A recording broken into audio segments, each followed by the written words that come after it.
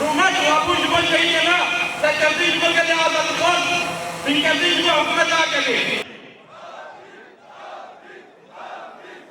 إزاء ممارسات أردوغان العدوانية بحق أبنائنا المسالمين الذين لا ذنب لهم سوى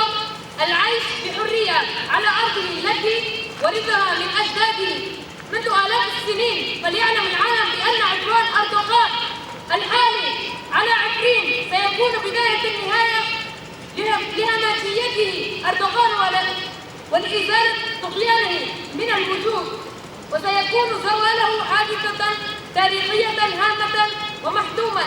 المجد والخلود لشهدائنا الأبرار، النصر حليف الشعوب المتطلعة إلى الحرية.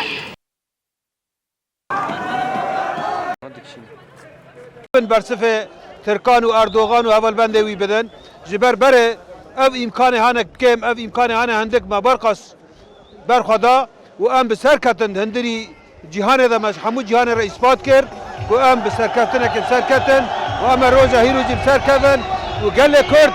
جبردا لپی عفرینه حتی دیگه کانتون عفرینه و از بانگ خود داویدا دکم جوانه کوبانه کچه کرد همو روزاوا گرس همو وگرن خديل عفريني در كفن خديل قال خد در كفن هيرو كتشقص ام فكر بكن دجمنه ما تشاف سوريا المدكه وام حاضرن جبو قال عفريني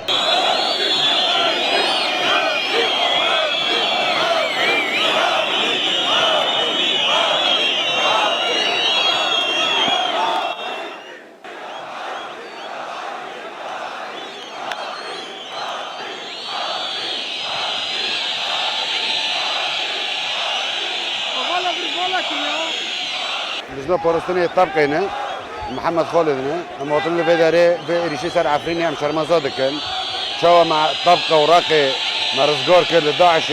خلص كر قال لي عفريني جنبي وسبكن ام خلق طبقه جواتي في داره تر لشگریه بیه جبوی عفريني بپارزه شوا ملتي عفريني هات طبقه پاراست هم سركفتنج عفريني ردغازن